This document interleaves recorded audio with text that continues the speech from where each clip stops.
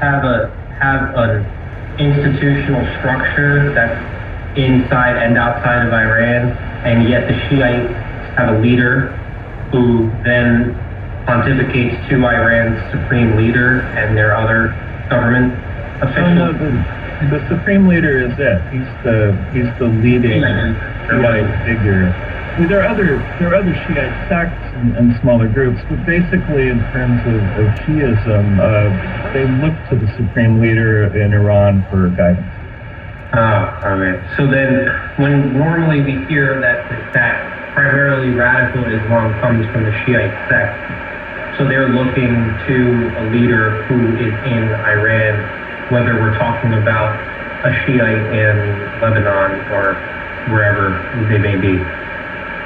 Generally speaking, yes. I mean, there are always exceptions. And of course, there are Islamic radical groups on the Sunni side as well.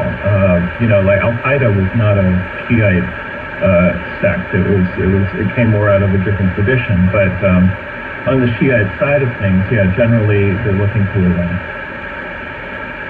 So then,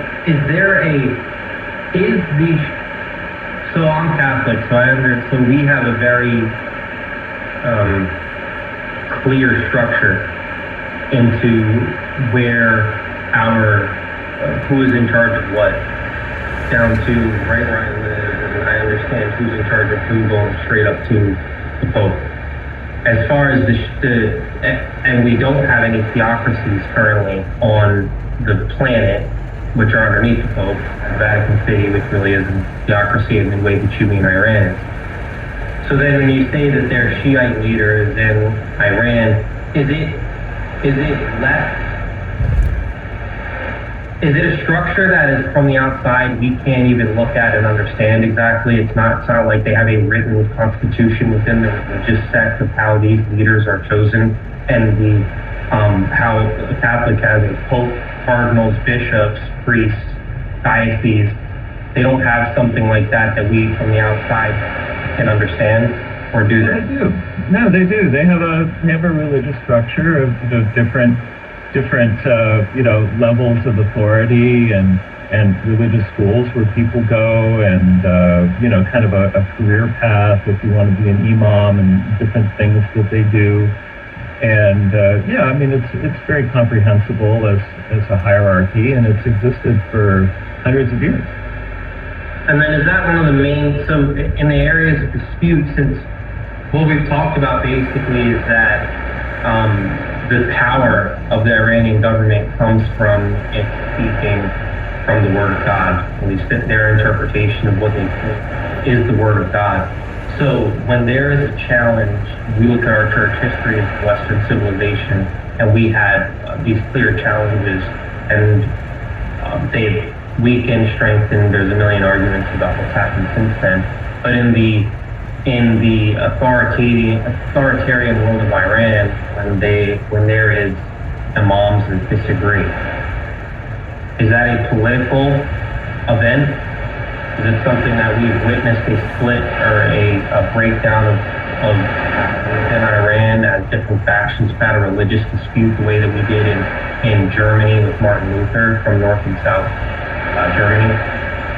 Those type of disputes, when they take place in Iran, they don't really translate into politics in the same way. It's more like kept within the religious authorities, and they might have debates over these things. And certainly they do have debates over these things.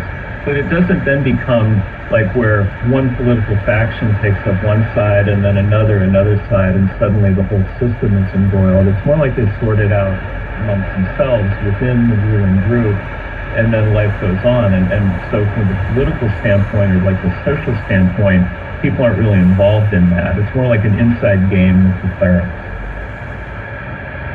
Interesting. So then when talking about how a religious structure can lend to then a political structure, Islam's political structure is much more interesting to me than what our other adversary is, which is the communism and socialist structure, because those structures are much, we can almost understand them much more clearly as Westerners, and we can understand their heritage somewhat more clearly as Westerners. In their structure, when they think about something as a person's private right to something that is an individual, how does their understanding as individual rights relate to their religious understanding of themselves? And does that make them lean towards what we would understand as a free market or a communist market? I don't think they have the same concept of individual rights that we do in more Western liberal societies. It's much more of a communitarian thing. And to the extent that an individual has rights, they're only the rights that have been granted through the faith. It's more like you have a right to be a good person according to the rules. You don't have sort of the right to do what you want at all. That's just not the concept. You have a right to obey the law. You have a right to obey the religious doctrines. And if you fail to do that, then they'll let you know. So that's your freedom is the freedom to obey. So it's a really kind of a different take on it.